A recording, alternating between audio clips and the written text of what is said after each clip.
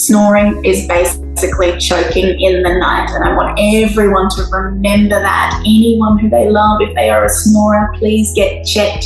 Find out what is going in your airways, because we shouldn't be snoring if we're breathing properly. Absolutely. I tell mothers, if the baby is snoring, that's not cute. No. It's a sign that we need to take action. It might remind you of daddy or grandpa, but it means they all need to be checked.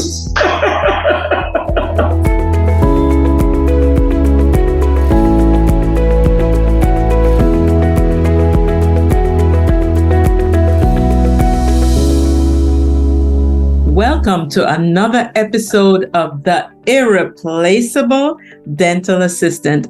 And as usual, I have a fabulous guest for you today. Now, she's a citizen of the world because she's originally from Zimbabwe, living in Australia.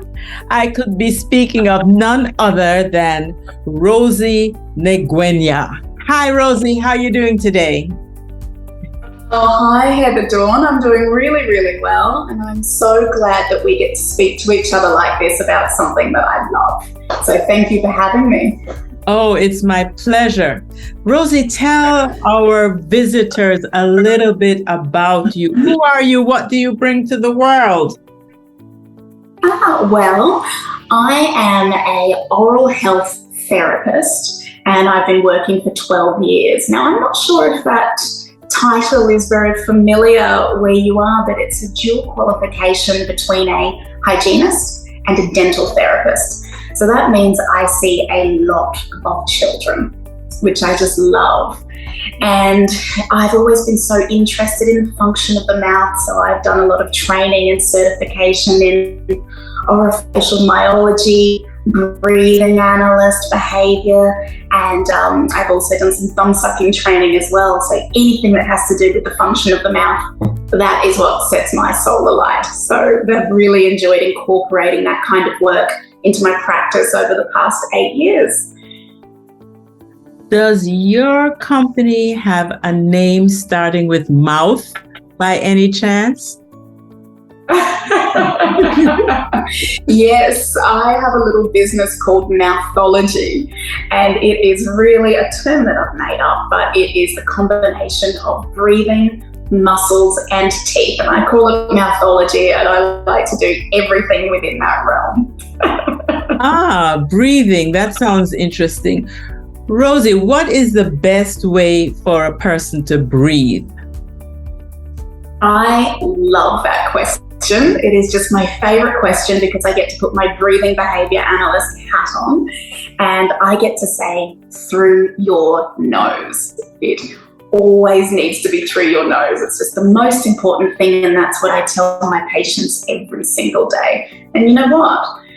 Noses were designed specifically for that purpose. They do it better than anything else in the body.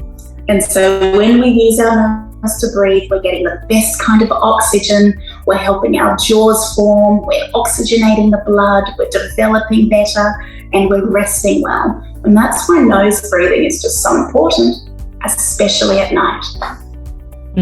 So, yeah. So Rosi, what are the advantages of nose breathing versus mouth breathing? In my role, we talk a lot about the differences between breathing through the nose and breathing through the mouth. And in my practice every single day, we're always assessing breathing. We might be assessing different habits that might be interfering with proper breathing. We learn breathing control techniques, and we often refer to specialists if we need to do that as well, just so we can get the kids breathing better. Now, you asked what the difference between breathing through the nose and breathing through the mouth is. Well, for one, the nose is better at it. There are structures inside the nose that are designed to help you breathe, like the nose hairs. All those little hairs, they catch all the bacteria, they get all the harmful germs and pathogens, and they stop them from entering your body. That's what keeps you safe and stops you from getting sick. And your nose has also got the perfect size nostrils to be able to get the right amount of air in at a gentle pace so that your lungs can properly extract the oxygen from it as well. They're just a couple of things that the nose does. It warms the air. It warms it and it moistens it, humidifying the air that you breathe so it's not irritating and drying out the nose canal. And a dry nose is a lot of the reason that people get nosebleeds as well. And so they're just a few things that the nose does, but my favourite thing is a little chemical called nitric oxide. And nitric oxide is created inside the nose, and it is what helps to open up the vessels in your nose and helps you breathe even better. It makes breathing easier. So when we bypass the nose and we use the mouth, we don't get that fantastic little chemical being created. So we work with mouth breathers all the time. A lot of people are breathing through their mouths, and it's not always your fault. There's a lot of reasons why that can happen too. But the problem with breathing through the mouth is the mouth wasn't designed for that. It's not an efficient system to be using long term. Too much air comes in, you're getting rid of too much carbon dioxide, which you do need to help regulate your bloodstream and the pH of your body. And when you breathe through your mouth, it dries it out. It's a perfect environment for tooth decay, if you haven't got all that protective saliva, keeping the teeth moist. And we find a lot of people who breathe through their mouth have dry mouths, dry gums, dry teeth, and they're finding they're having all sorts of dental problems. I'm sure you see that too. Absolutely, I do. I know that you get 18% more oxygen when you breathe through your nose as opposed to through your mouth. And absolutely, you know, you didn't mention it, but I'm pretty sure that it would be beneficial for our guests to know that breathing through the mouth can actually change the shape of your face. Yes, absolutely. When we are breathing through the mouth, it changes the forces that your face muscles are putting on your jaw. And when we're looking at children, there is nothing more important, because that totally it dictates the way that the jaw is going to grow. And we end up with narrower faces, longer faces, and really tiny jaws. And my goodness, isn't that a problem as we get into adulthood? And that makes breathing even harder because the structures just weren't built the way that they needed to be. So absolutely, thank you for reminding me of that one. That is the biggest problem with mouth breathing consistently. So Rosi, how early in a child's life can we detect breathing issues, and how early can that be addressed? Well, you can detect a breathing issue in anyone at any age. We can even see it in babies.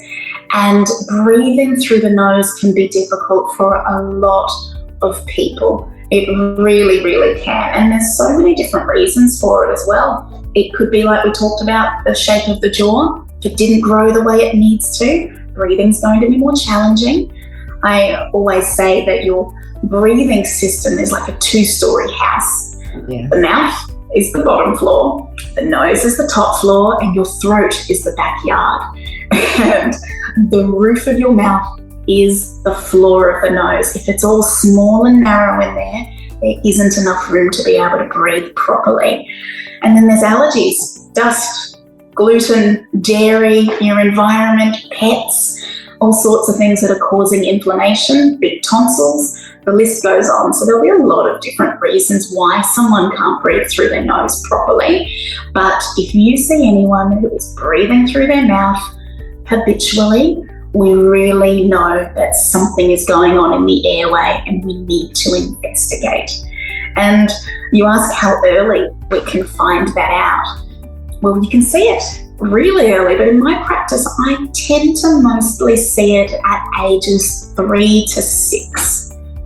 And I do think that's because that's when people are coming in for their first checkup usually. And as a side note, I do think people should come in much earlier than that. I love to see kids from 1 year old, but it's much better if we can see them earlier But 3 to 5 is typically where kids are having their very first dental experience. And that's when we really get to talk about the way that they're breathing. And you know what? Parents and carers are usually pretty aware. They know when their kids are breathing through their mouths, and often they'll be the ones to bring that up. But it's only when we have our consultations and we really get into how that breathing might be affecting the child, and you can see light bulbs going off in parents' brains, and they're seeing all these connections that they didn't even know were related to breathing. And most importantly, breathing while the kids are sleeping. Yes. We always screen for sleep-disordered breathing. Yes, absolutely. So, Rosi, what should an ideal breathing pattern look like? What if I were a parent and I was concerned, what should I look for to know that my child is breathing properly?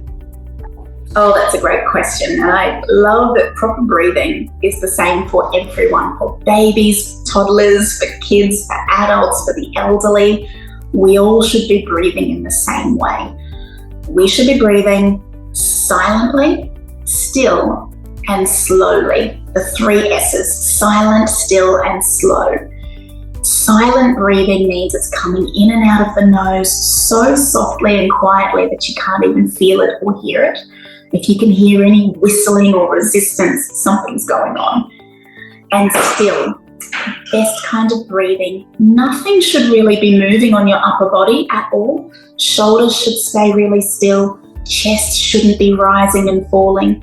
In fact, the only thing that does move is your diaphragm. When we're breathing properly and engaging our lungs properly, we'll just notice a really gentle rise and fall coming from the diaphragm. You'll see that belly breathing, an in and out motion, really subtle and really, really soft. So that is how we should be breathing. Ideally, it should be through the nose, lips together, still, silent, and soft. SSS. SSS.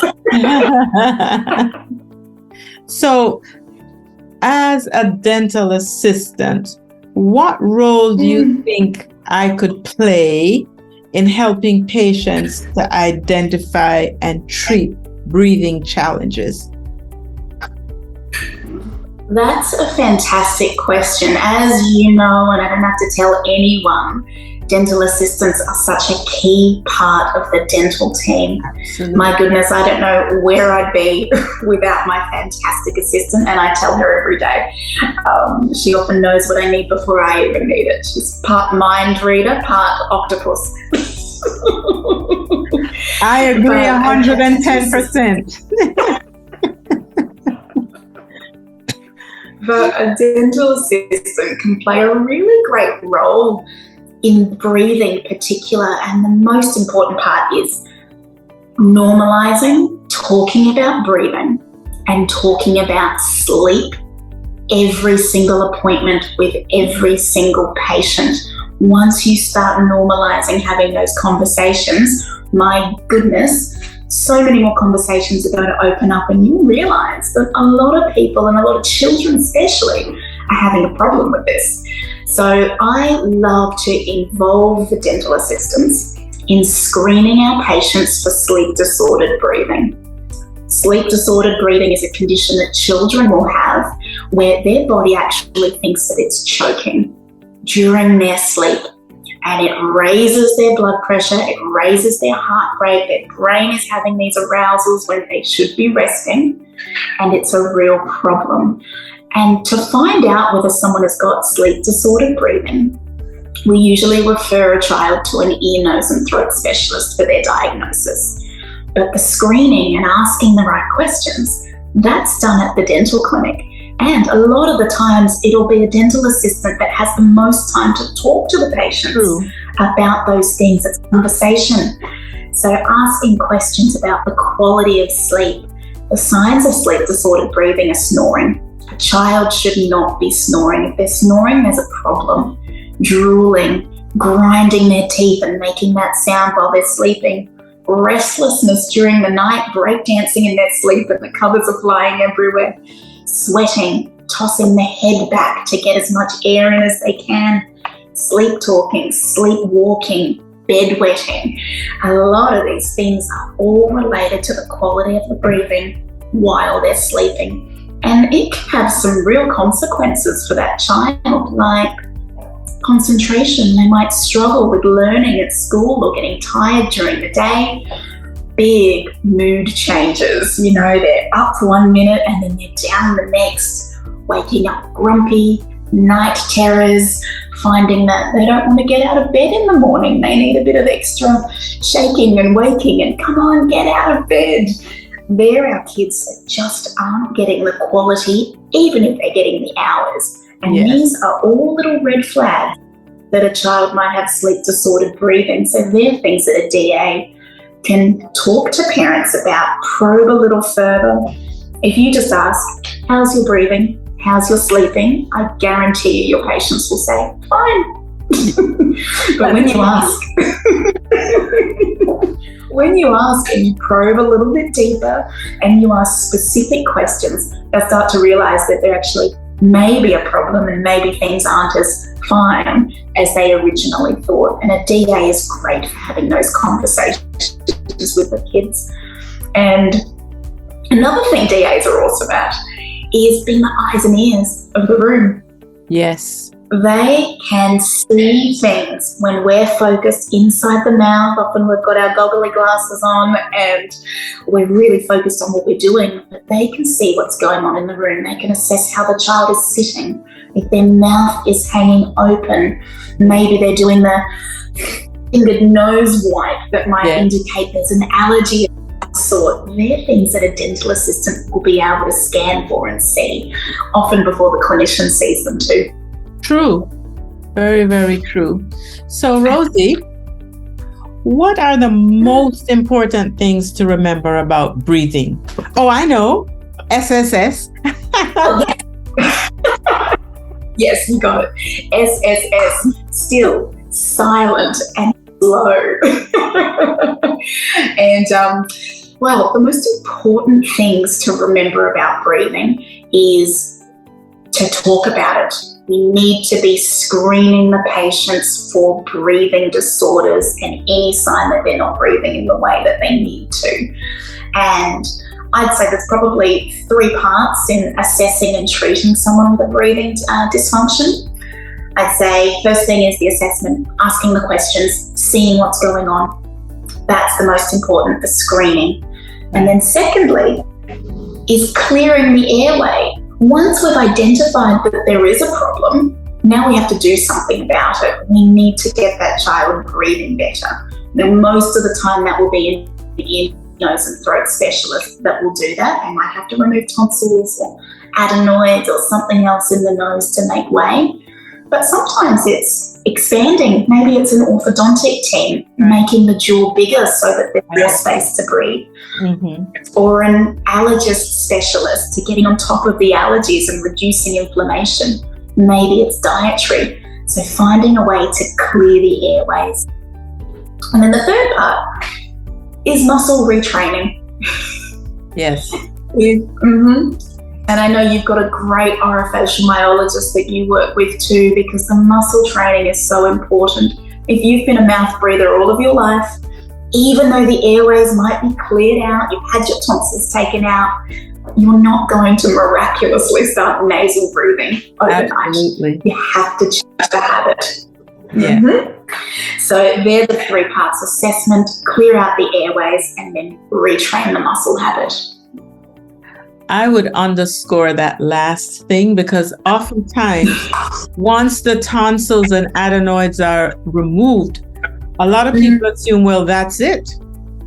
But you're so right. If I've never breathed through my nose before and somebody doesn't show me how, I may be stuck. I've seen this example, Rosie.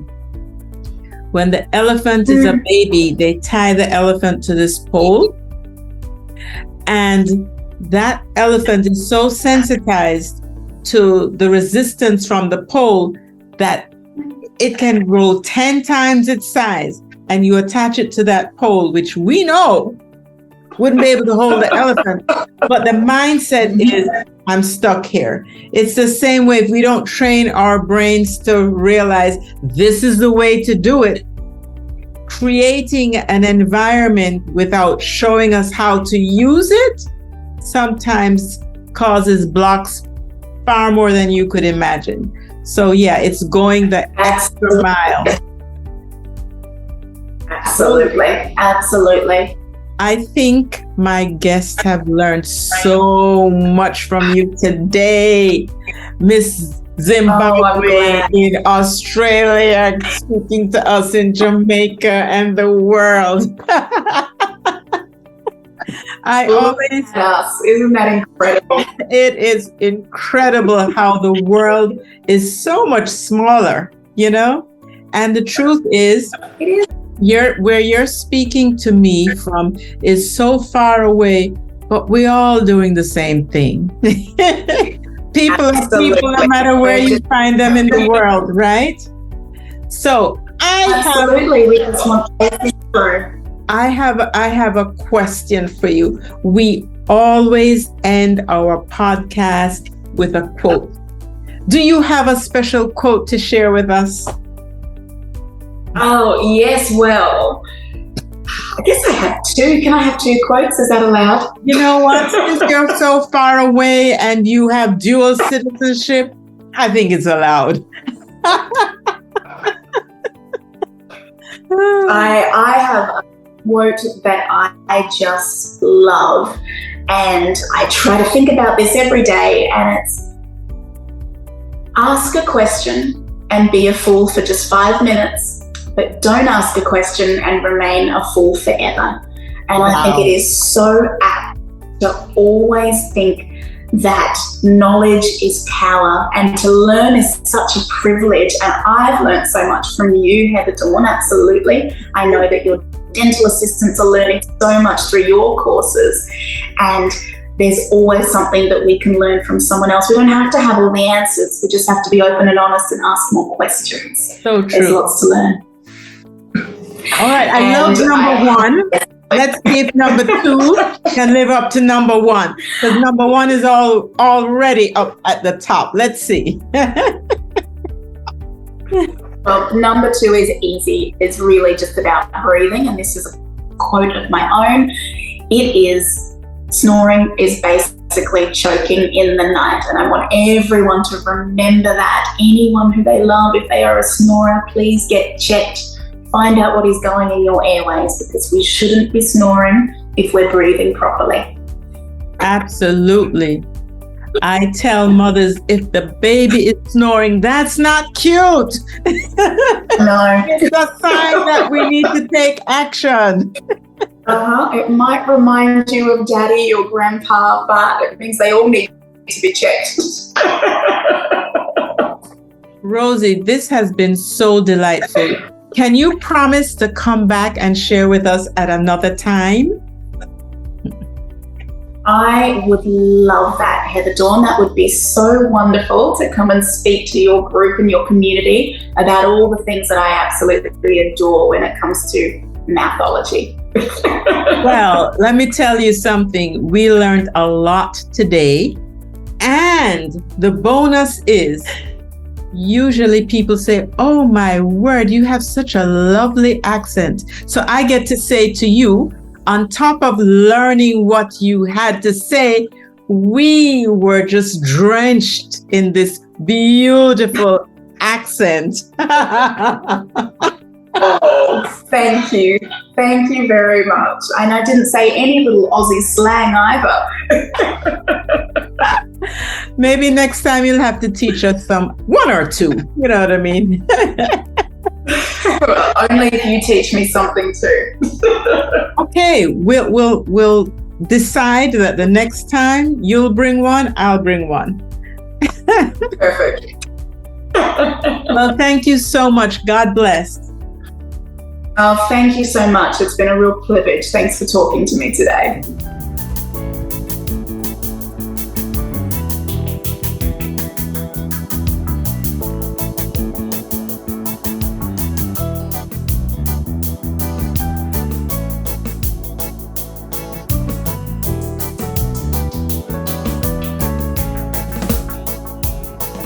Oh my goodness, Rosie dropped so many pearls today.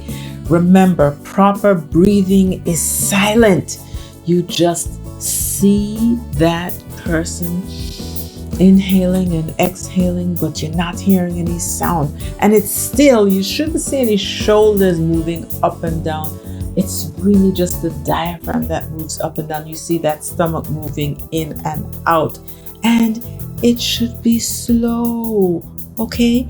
My dental assistants, aka the mind readers, the octopuses who have several hands doing everything all at the same time, you play a great role in assisting in the screening of children who might have sleep disordered breathing, okay? Remember, snoring, drooling, restlessness, sleepwalking, sleep talking, bedwetting are all possible symptoms of sleep disordered breathing. And you, dental assistants, can be the eyes and ears in the room, observing things that the hygienist and the dentist don't necessarily see, because we're drilling down to see specifics in the oral cavity. But you're observing posture and habits and everything that may give us clues that this child or this adult is having issues with breathing. And so how do we tackle unhealthy breathing? Screening, clearing the airway, and retraining the muscles. Those are the 3 things that must happen for us to go from unhealthy to healthy breathing. Hey, don't remain a fool forever. Ask a question. Now, this conversation was so interesting. You can't keep it to yourself. So share, like, subscribe, and remember, life is better when we live, learn, and grow together. Blessings.